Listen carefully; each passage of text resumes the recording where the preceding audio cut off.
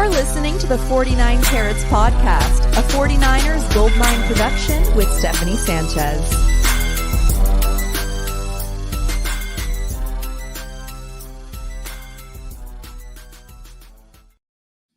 What's going on, everyone? Welcome to another edition of the 49 Carats Podcast. I'm your host, Steph. It is Wednesday, October 23rd. October continues, and Rob, I just want it to be over because it hasn't been the greatest month for the 49ers historically under Kyle Shanahan, and it looks to continue to be that way. Rob, how are you doing, though? Well, normally I would say terrible, but today is actually my wife and my son's birthday. So today, awesome. Love that. Happy birthday to the both of them. It's a great Wednesday then for the Guerrera household. Any fun plans later? No. Rob, what the hell, man? I'm going to be going live with Levin Black at around 8:30 Eastern tonight. That's what my plans are later.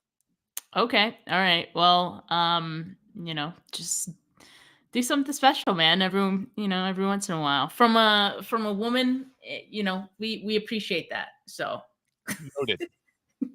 Noted. All right. Well, happy days for Rob's wife and his son, but not so happy for the 49ers as of late because it's just it's not looking great. We continue to talk about the injuries for this 49ers team, and we did get an update on Deebo Samuel. He has been released from the hospital with the pneumonia that he was dealing with. I suppose that's good news, Rob, but I don't know if that means that he's going to be playing on Sunday. That's still up in the air, as it still is for Juwan Jennings as well. And I'd imagine Kittle and Conley will know a little bit more when the team practices later today in a few hours, actually. So it could be good. It could be bad. I guess we'll have to wait and see. But right now, not looking too great for their availability on Sunday. You could make the argument that Ricky Pearsall is the healthiest wide receiver on the roster. And he was shot 50-plus days ago. So, that's the state of things for the 49ers right now. It is challenging, to say the least. It's one thing to go out and have to try and beat the Chiefs. It's another thing to have to try and beat the Chiefs with Jacob Cowling, Ricky Pearsall, and Chris Conley as your top three wide receivers. Yeah, and for Deebo, I mean, again, dealing with pneumonia, big deal that he's been released. That is great news. Whether he plays or not, it's good that he's out of the woodworks of that. Now, Rob, I wanted to entertain a question that I actually got from one of my Twitter followers or ex-followers yesterday, right? Because it got me thinking with everything that's going on right now. Let me just refresh this so the picture appears. Thank you, Canva, for that. But the question is from Alam Kamat on Twitter or X. What's with the team in general not being able to overcome adversity? It feels like the minute a player gets injured, the opponent gets a freak big play. This team just folds. Now, it got me thinking because – oh, sorry, I didn't even put it up. It got me thinking because I kind of agree. Like – in the past, we've looked at this team handling adversity pretty well, except that most of the adversity that we speak of when we talk about that is the holes that they themselves dig themselves in, right? Like, starting season poorly, losing 3 straight, whatever it is. It's kind of self-inflicted adversity. And then it's like, oh, yeah, we can overcome that. But the uncontrollable things like injuries, right, that has always kind of been in the 49ers pretty badly, say like the 2020 season, that was definitely, I'd say, an exception. But this season feels pretty close. And I don't know, it just doesn't feel like they're handling it very well and being able to adapt to that. I don't know if this team is doing that. I think it's a lot of different things at the same time, right? Like, yes, injuries have absolutely been a thing. Brock Purdy has been up and down this season. He's had some really good games. He's had some really bad games. Kyle Shanahan, up and down this season. Had some good games, had some bad games, had some bad decisions, some game management decisions. And, we can say they have to be able to overcome adversity, but at some point there's too much adversity, right? When you fail, it's because there's too much adversity for you to overcome. That's why you fail. You don't overcome it. And the 49ers have in recent years, they've been able to do it, but that is not normal. Like just because we got used to it doesn't mean it's normal. It's really freaking hard to do. So, we can't just say, well, they came back from 2-5 and 3-5. No problem. They can do it again. Like, no, man, that normally doesn't happen. But the Niners were able to turn it around, and we'll see if they can do it for a third time this year. I guess I just want to see more fight in this team, right? And the adjustments are big. I've said it multiple times now. I want Kyle Shanahan to get scrappy again. I want rookies, young players involved, and I want some creativity around that. And I want those guys to have a tailored role to what they do best, right? Because Ricky Pearsall does things well. Jacob Cowing does a different set of things well, right? Tailor an offense around some of those guys and move forward with them, right? I mean, that's what I want to see. I don't want to see a square peg trying to get fit into a round hole with this team. And so now it's like, okay, you know what the deal is with this team. You know who you have available for you, who you're going to have to get out of this rut with. And it may not be the guys you were hoping would be there to get you out of this hole, but that's who you have. So that's what you have to work with. So I guess that's just what I want to see. Like the best effort with what you have available. That's what I want to see from Kyle, the rest of this team. I don't want the team to just fold and be like, oh God, like we don't have Christian out here. That's hard to do defensively. Like we don't have Greenlaw out here. Like that's impossible for us to overcome, like all these things. And that's the thing, right? Like I don't want excuses for this team. I don't want them in the building to think about excuses and why they're failing. I want solutions, right? So that's what I want to see going forward. It'd be a start to get that done against the Cowboys, who are also dealing with some adversity themselves, as it feels like they have been for the past decade or more. But yeah, that's just what I want to see. So yeah, can they overcome adversity? Sure, but it's going to take some, I don't know, ingenuity a little bit. They can do it. They still have a lot of talent that's there. They still have Kyle Shanahan. They still have Brock Purdy. They still have Bosa and Warner, although Warner may be injured. There was I can't remember whose mailbag column I read it in, but there was a line in there about Warner not being 100%, which like he hasn't been, like that's out of nowhere, but maybe he's, a little banged up and he's hugely important to this defense, but they still have enough. There's no reason that they can't. They can still do it. And that's why this week is so important too, right? Because the hopium/copium will be strong if they get a win, right? If you beat the Cowboys, then you're like, all right, we got the Cowboys. We're going into the bye week. We got Tampa Bay. They're going to be out. Both their starting wide receivers are going to be out. We might get Christian McCaffrey back. Maybe Dre Greenlaw. Maybe. Who knows? We'll see. But you beat the Cowboys, that'd be a win. That'd be an NFC win. If you could beat Tampa Bay, that would be an NFC win. Like you could talk yourself into it, right? Can they beat the Cowboys? I don't know. One thing that really scares me, Steph, Cowboys are number 1 in special teams. DVOA. I saw that. It's not great. Are dead last in special teams. DVOA. If I were the Niners, I would punt it out of bounds every single time. Every time. Punt it out of bounds. If you lose distance, you lose distance. Who cares? Why would you ever let them return it, right? If that is your weakness, if you can't cover, which they're allowing, I believe, almost 20 yards per return, which I think is last in the NFL, just kick it out of bounds. You completely remove that ability from the other team to hurt you, right? Just do it. Why ever kick a ball in bounds? It's a fair question. I know Kyle has been asked why they don't kick a touchback every time, and basically it seems like that's harder to do than than we would think. Doesn't always get there, but kicking it out of bounds, that's definitely something you could do. I mean, what's the worst that can happen, right? At the very least, you're keeping it from becoming a touchdown or a 40+ yard return for the opposing team. And yeah, David Lombardi did tweet this out earlier as well. DVOA ranks for the 49ers. Offense, number 9. Defense, number 6. Special teams, number 31. And I'm actually surprised they're not 32nd for the Cowboys, their DVOA ranks. Offense, number 26. Defense, number 29. But special teams, number 1. So this could be the game, Rob, where it's decided by special teams. Not to say that there haven't been other games that have been skewed by special teams, but I don't know. If this game, like if there's another, I keep saying this, if there's another special teams like disaster, Brian Schneider needs to go, man. It's in this bye week after this. So I'm like, this would be the perfect time to like part ways, right?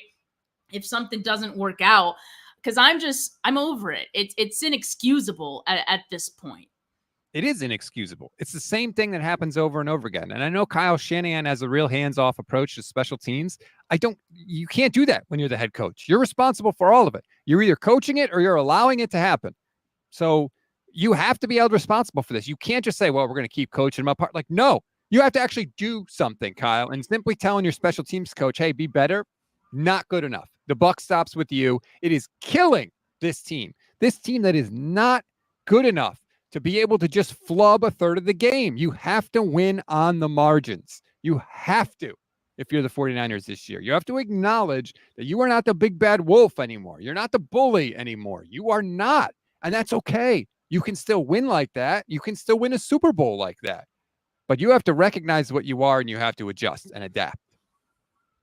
That's true. I mean, for all the talk of like, what is the 49ers identity to start the season? We feel like we don't have identity, all those things, right? I mean, your identity, I think they can't figure out the identity because they hadn't come to the realization that they are not the team that they thought they were. And that is tough, right? I think that's what the problem is. That's why they're having this identity issue to start the season. But I think you're onto something. It's like you just have to come to terms with the fact that you are a different team, that you are not the top dog like you thought you were, right?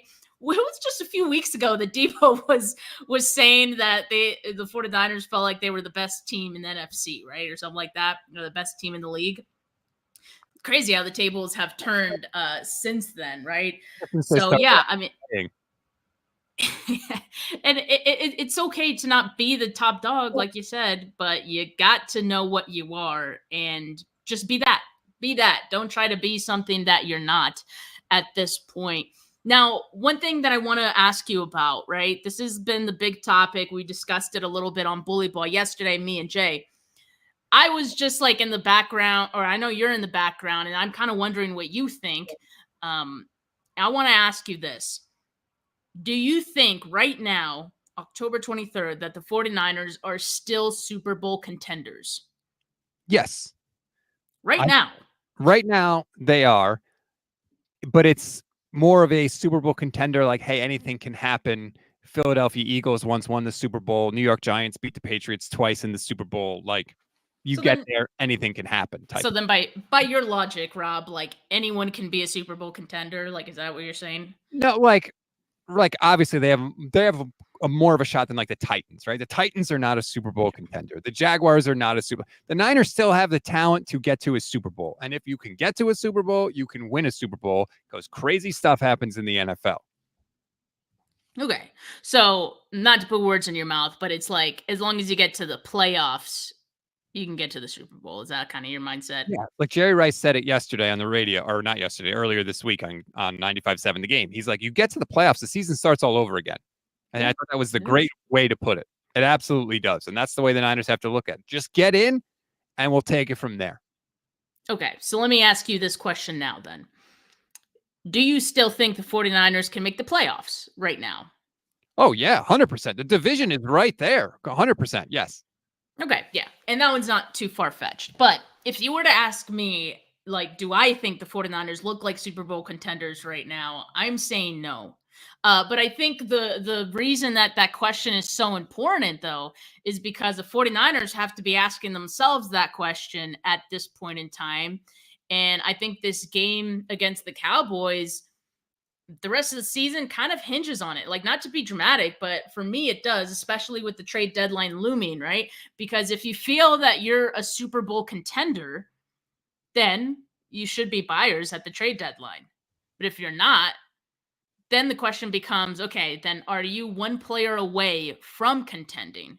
And if the question, or if the answer is still no, then you probably should be a seller at the trade deadline or just stand pat, right?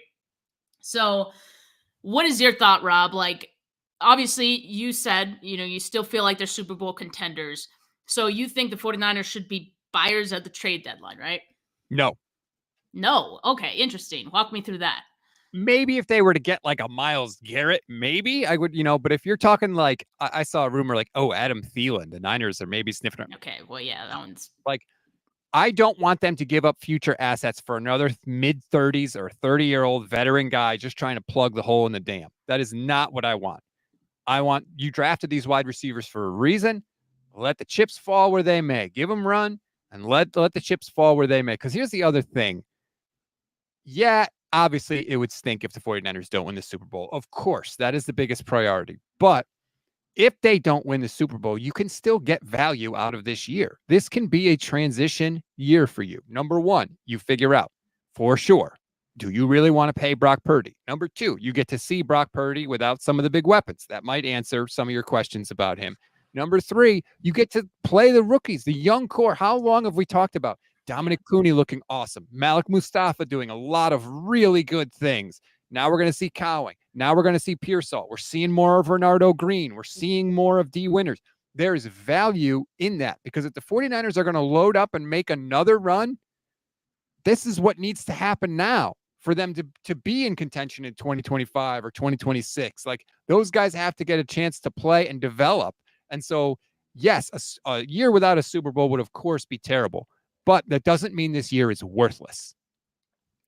I like that line of thinking because I see it similarly where I'm like, look, the way the season is going, it's kind of a blessing in disguise because yeah, you could find out more about what Brock Purdy is in a different context, right? One that I think is necessary to see before you allocate a bunch of money to him or decide not to. Like whatever that decision is, I think it's going to be because of how this season goes. And then also, it finally may force Kyle Shanahan to see these rookies and give them more playing time.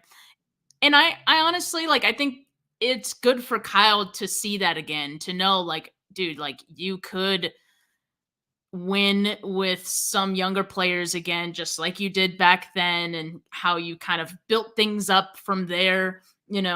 I get it. It's hard when you pay all these guys all this money on this offense. Like, you have to use them, right? And they've been so good at what they've done for as long as they have been.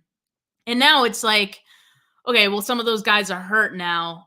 Okay, time to turn the focus to some of these younger players. And that can be exciting, right? Like, I love seeing what some of these younger players have. And again, like, going back to the identity thing, it could just give this team a different new identity, right? So I think it's interesting though, Rob, that like you think this team can still compete for a Super Bowl, but you're still not willing to mortgage part of the future in order to, I guess, help the current year be more of a Super Bowl contender, right? Like, let's say, like, for example, just throwing out numbers, but you'll get my point. Let's say the Chiefs and the Ravens have like a 65% chance of winning the Super Bowl. And I would put that at like the highest in the league, just because, the odds of any one team winning the Super Bowl are never as high as you think. Let's say they're at like 65, 70%. The 49ers chances are at like 10, 15%. They could still do it. They're higher than some teams that have a 0% chance to do it. But at a 10 to 15% chance, like if you were going to buy a lottery ticket and I was going to give you a free lottery ticket or a lottery ticket for a quarter, would you buy it? Yeah, you probably would. If I were to give you the same lottery ticket with the same chances of winning for $100, are you buying that lottery ticket? No, you're probably not. And that's sort of how I see the 49ers. Yeah, I like that. It's definitely more nuanced than the way I'm looking at it because again, I'm like, okay, if they don't look like Super Bowl contenders, like no, you absolutely should not be buyers.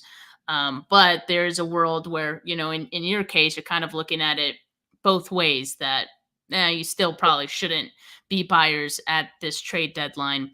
And that's fine too, because I think like you should still be able to get it done with the group of guys that you have. Like, yes, it looks bad, but if they can figure it out and the young players like we're talking about look good, like they have been on defense, right? Like the offense players could look good too, these rookies. So there is a world where you can make it work with them. But let me ask you this though, Rob. Let's just say if the 49ers do become buyers, because it's due diligence season for John Lynch. He's doing his homework on some of these guys. Adam Thielen, yeah, that's not exciting for me either.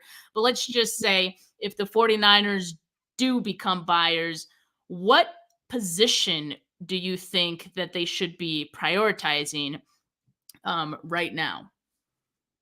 I honestly don't think it's wide receiver. I know that they need somebody to fill out the roster, but I don't think that's necessarily what you buy. I think it's either edge rusher or tackle, man. I'm sorry.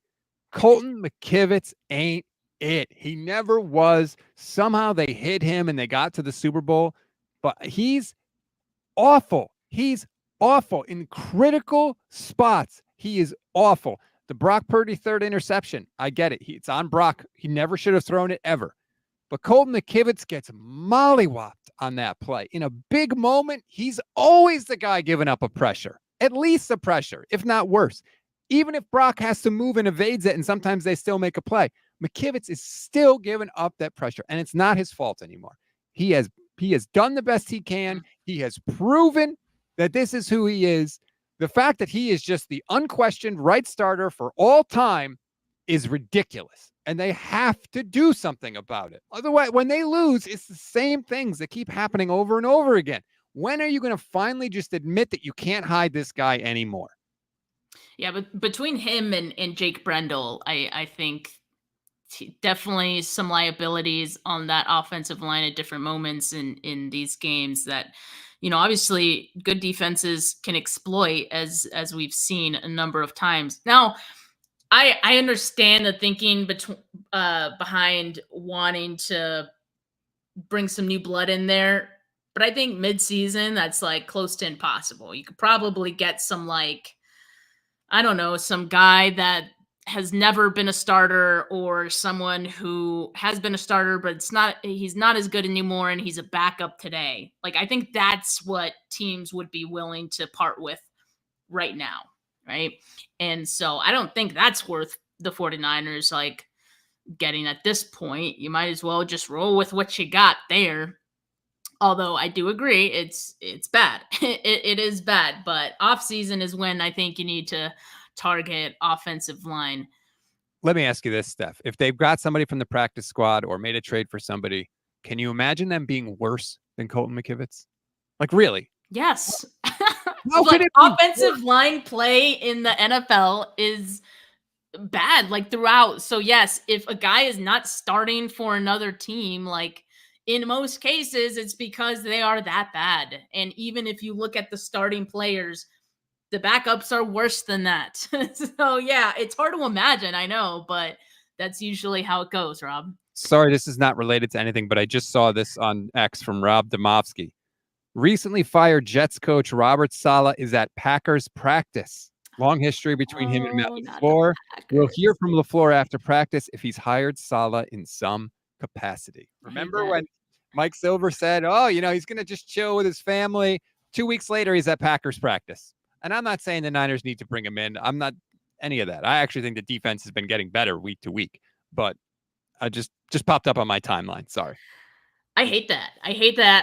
But I knew that at some point, right, Saleh was going to be involved with another team. He's going to be looking at something he can do. I didn't think it'd be this soon, but I don't know.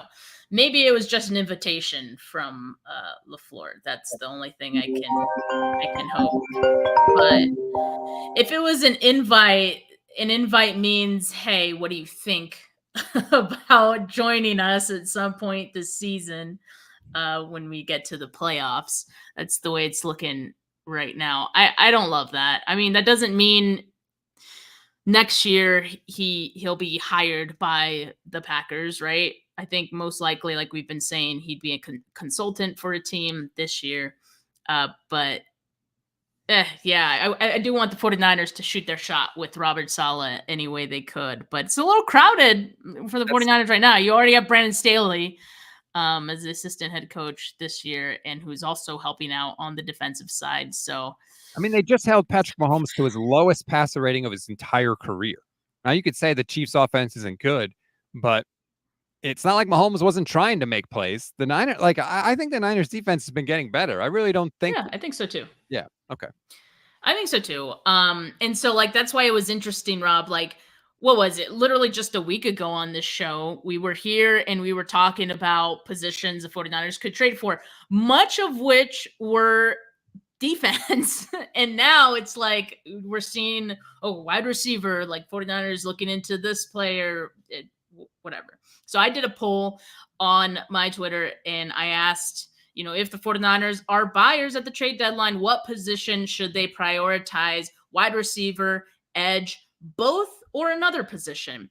Currently, the most votes are for both. It shouldn't surprise anyone. 49er fans are greedy. So nearly 40% going for both wide receiver and edge for this team. But second is edge. So it seems like people still kind of feel like edge might be the bigger need than wide receiver. And I'm not sure I disagree with that.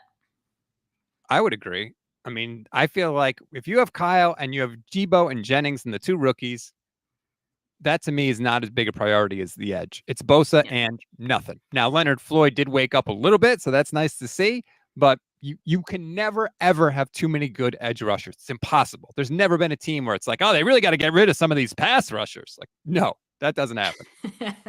Yeah, and there's some interesting names available for, edge players as well. Azeez Ojulari from the Giants is one of my favorites to throw out there. I think he's only like 24 or something like that. Like, he's really young. So, like, I like that.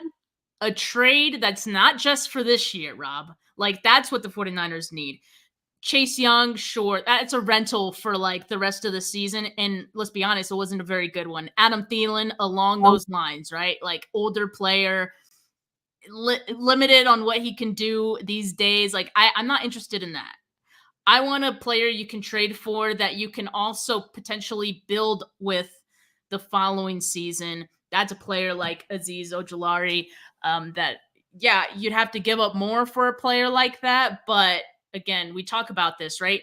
Proven commodity. Proven commodities are better than, kind of a shot in the dark at a draft pick, right? So sometimes I think that's better for the 49ers than keeping trade assets or keeping draft picks, right? I agree. All right, so we're on the same page there. Woohoo, Rob. We agree. We agree for once, but doesn't happen often. But when it does, we should celebrate. Yeah, we should celebrate that. Now, another thing I want to discuss, Rob, is Kyle Shanahan and his record against top defensive coordinators. Because now this is a narrative, but it's also a narrative that's rooted in a lot of truth. Because as you see here against Steve Spagnuolo, he's 0-5. He's 0-3 against Brian Flores. He's 1-8 against Jim Schwartz. And this is him not just as head coach, right? This is him as a play caller as well in his career. So as you can see here, the top defenses or the top defensive coordinators seem to have his number on his offenses.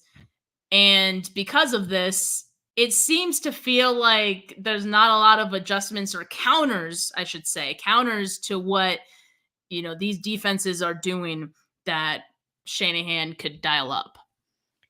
So a couple of things. First, the only coach I've ever seen this happen with is Kyle Shanahan, where all of a sudden we judge him by not just what he does as a head coach, but also what he does as a coordinator. I've never seen any other coordinator blamed for a Super Bowl loss ever in my life. but we blame Kyle Shanahan for the loss that the Falcons had against the Patriots. Now we're throwing in Kyle's record as an offensive coordinator where he has no control over the defense, no control over the game management decisions. Not that Kyle's good at that anyway, but still, to me, I just want to look at Kyle Shanahan's record as a head coach against these guys, which is not good. Clearly, I admit that. But I just think it's really weird that we do that. Like we want to build the narrative that he's not good against those guys, so we make it look even worse by including him as a coordinator. That kind of rubs me the wrong way. But it hasn't been good as a head coach either. Let's be fair about that. Now, what is everybody else's record against these guys?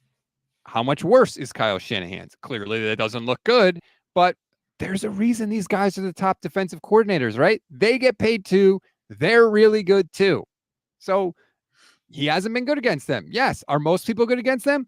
No. That's why they're the top guys. So that's my stance on that. That's fair. But I don't know, like this is concerning because I think, like, yes, I understand these are the top defensive coordinators. And I think this proves that the best defense is better than the best offense, just that like thinking of, oh, what's better? Like that's always a question that comes up. And I'm always like, it's probably the best defense better than the best offense. Anyway. But again, like, I think it just goes back to being able to adjust and counter things. And it's concerning to me that these defensive coordinators who, yes, at top of their game, but I look at Kyle Shanahan as being at the top of like offensive coordinators, right? So why can't he conjure up some things to counter what these guys are doing too, right? And maybe he does. I'm not saying he doesn't ever. I'm just saying that it could be better. Well, certainly it could be better. Yeah, there's no question there. But like sometimes also like styles make fights, right? Like some guys, Bill Miller was an average Major League Baseball player. He kicked the hell out of Mariano Rivera, the greatest closer of all time. Like sometimes guys just have your number. And I think all these guys run a similar system. I think their style wreaks havoc with Kyle's style. And I think what it does is it leaves very little margin for error in these games. Like we saw on Sunday, right? Brock Purdy had 2 touchdowns that Kyle dialed up against man coverage. He underthrew both. They were completions, which is great, but he underthrew both. That is not Kyle's fault. Those plays get hit for touchdowns. All of a sudden, we're thinking a little differently. Doesn't even mean the 49ers win, by the way, to be fair, because I think they scored on the Kittle drive anyway. But I just think that we look at these numbers for a really simple story. And I know a lot of people think I'm caping for Kyle Shanahan, but I think it's more complicated than that. He needs to be better against the top guys, sure. But we have this habit of with Kyle Shanahan, well, he hasn't done this one thing, so nothing else he does counts, right? He hasn't won a Super Bowl, so he hasn't won any big games. And so what that he's in the NFC Championship game every year? And so what that they have one of the best records in the league since 2019? So what? Nothing else counts. Now, Kyle Shanahan's one of the best offensive play callers in the league, but he's not good against these 3 guys. So you know what? He's not really a good offensive coordinator. He's not really a good play caller. Forget it. Doesn't matter. And we don't treat other head coaches like that. Yeah, no, I think that's fair. And yeah, Rob, you've been coming to the defense of Kyle Shanahan all over X, and I see it on my timeline. And what's the reason that you're feeling so, for lack of a better word, convicted on your stance of Kyle? Nice work by you. Convicted. Well, one thing, I was watching the film of the Chiefs game, for example, this latest one, and I watched the JT O'Sullivan breakdown that he did, which is on the QB Score, which is awesome. You should go and watch it. Yeah. Not now. This is our time. The idea that Kyle, number one, is not getting guys open against man coverage is wrong. It's just wrong. Guys are open. Brock is not throwing to them. He missed a bunch of guys that are open against man coverage, short, quick throws. George Kittle on out routes that's wide open. And he's choosing to go somewhere else with the ball.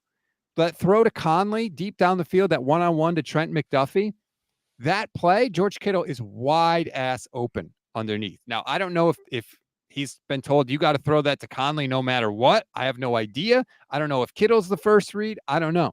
But guys are getting open. So the idea that there's just no one open is incorrect. If you watch those breakdowns, you can see it for yourself. So you can put that on Kyle if you want. I put it on the quarterback. And it's not always because there's pass rushers in his face too. Brock just had a bad game. But I when I watch it, when I see what's there, I see guys that are getting open, which fills me with hope for the future because I don't think Brock is going to have another game like that in a row. Maybe not in a row, but like, yeah, he's had a few bad games by his standards already this season. So, and like on the Brock Purdy topic, it does seem like a concerted effort by him to try to extend plays, look for the big play. I mean, the stats seem to support that as well, because you look at his time to throw, it's one of the longest, if not the longest in the league. You look at his average depth of target, it's one of the furthest in the league. You look at the separation numbers, right? It's one of the smallest, and that's because he's throwing downfield more. So like, I don't know. I like it to an extent. It's good that he can do that, but there's certain games where you don't want to do that. Like, just take what the defense gives you, just take the small stuff. And a part of me thinks like he doesn't want to go back to the check down, like yak stuff, because like the whole narrative around him has been that he's a yak merchant, like that's all he is. So I don't know if he's like fighting that now. But yeah, I think you're right. Like, those opportunities are there. They're just looking for, or he's just looking for bigger gains for some reason.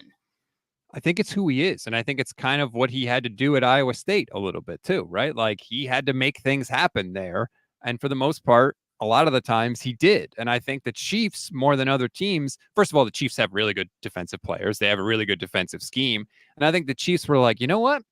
We're going to leave some guys open underneath. We don't care. He's not going to throw to him anyway. And if he starts to throw to him and we die by 1,000 paper cuts, we'll adjust and we'll live with that and we'll adapt. But you know what? We're going to be sticky deep down the field, and let's see how many times he's willing to take the check down, because more often than not, he's probably going to put the ball up in places he shouldn't throw it, and that's exactly what we want him to do. I'm surprised we haven't heard like Kyle kind of maybe call him out for that, right? Like, if those plays are there, because like Kyle's taken a lot of the heat, right? Like, and not to say that he shouldn't, like, he is the head coach of this team. Like, a lot of questions are going to fall to him when this team is underperforming. That's fine. But, there's probably an opportunity for Kyle to say, well, like, we had throws underneath. Now, whether that's him like throwing him under the bus, I don't know. Like, I'm sure some people would interpret it that way. But I mean, put Brock on notice. Like, if that's what's happening, and there's opportunities for Brock to have a positive play, but he's looking further downfield, and all of a sudden it's a negative play. I mean, I don't know. Like, maybe that's the talk that was being had after the game, right? When Kyle Shanahan spoke to Brock Purdy after the game in the locker room for like 5 minutes, right? It seemed to be out of the ordinary for those two. Yeah, I don't know. I don't know what's going on. I was a little surprised. Well, maybe not surprised, but like when Kyle was asked about, did Ronnie Bell run the wrong route, Kyle was honest. He said, no, that's on Brock. See, but like, what we expected was him to say, yeah, Ronnie Bell ran the wrong route. So either way, he's throwing somebody under the bus, right? So just be honest about it. Yeah, Brock biffed it. It was a terrible throw. That is as bad a throw from Brock Purdy. First of all, that's third down. If that's incomplete, they can kick or try a 52-yard field goal, which with Anders Carlson, who the hell knows? But the point is, they have an opportunity to kick a field goal and take the lead in the game. It was 15-12 at the time. That is such a bad throw. All right. How many times did we see cut-ups? And I'm going to say his name. I know it's going to trigger some people, but we saw cut-ups at Trey Lance, like just skymailing balls, right? Left, right, and center. He did. There's no question about that. And he got crushed for it. That's exactly what Brock Purdy did on that throw. It is so bad. Tom Brady, while the throw's in midair, says, oh. Like, yeah, Tom was like not having it. Like, he was he was getting on Brock in that game. And I mean, yeah, it was warranted. It was warranted for that one. There was some bad throws, and yeah, Brady was definitely calling that out. Did you see what Baldy said too? He said, Brian Baldinger said he talked with Tom Brady and he was like, Brady is not impressed with Brock Purdy at all. Nobody cares that your top weapons are out. You still got to complete the pass. And like, some of that is true.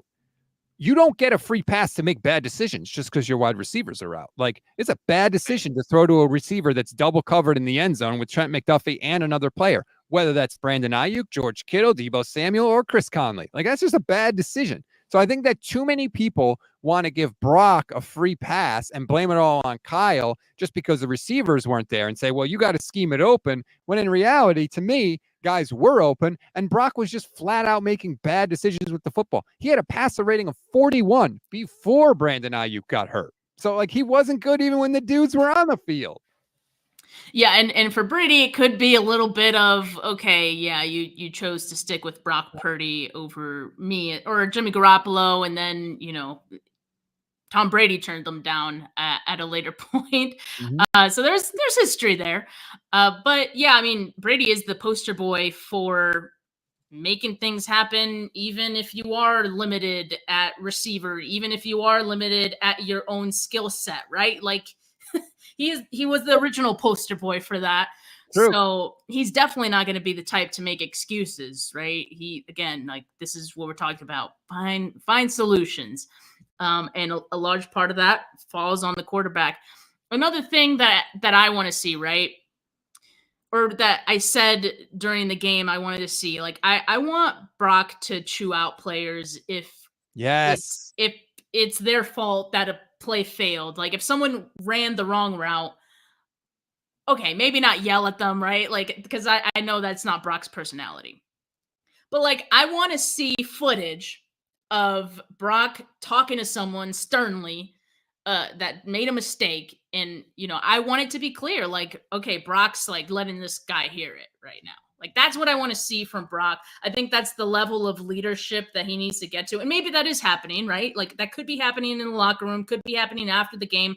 But like, I want to see it in a game. Like, maybe I just like spicy things, but like, I want to see that. And look, at the same time, it's hard to do that when you yourself are making mistakes and when he's airmailing throws. Like, you can't really yell at someone for making a mistake and then you're making mistakes too. So like, that I understand. But like, if an offensive lineman makes a mistake, right? If Jake Brendel sets the wrong protection, it's like, hey man, like, what that? I don't know. I want to see that next level, I guess, of leadership and ownership, honestly, from Brock with this offense. He goes up to the podium and he does a lot of the, I need to be better. I appreciate that because, like, it was a long time we didn't have that kind of accountability. Mm-hmm. But I also want to see it, right? And I need to see that he's not just keeping himself accountable, but others as well. So hopefully we see more of that as the season progresses because, yeah, he needs to take another step, I think, in the leadership, as we've seen, because a lot of the leaders or at least some of the veterans are not out there right now. So he's going to have to take it up a notch, I think. Well, and remember that story that I think it was Mike Silver wrote in the preseason, how he was yelling at Deebo Samuel. He threw a pass to Deebo and Deebo ran the wrong route. And Brock was yelling at him before the pass even got to him. Like, before the pass hit the ground, Brock was yelling at him. So yeah, I like that. I like that, dude. Let's see a little fire. This team has lost some fire and they need some juice from somewhere. And maybe it's these young guys that can provide that, right? Like, there was a play on the Cowing long reception. Deebo is running down the sideline as the ball was in the air. He's all fired up for Jacob Cowing. Now, how Deebo Samuel could run with lungs filled with fluid, who the hell knows? But he did. The film is the film, as JT O'Sullivan says.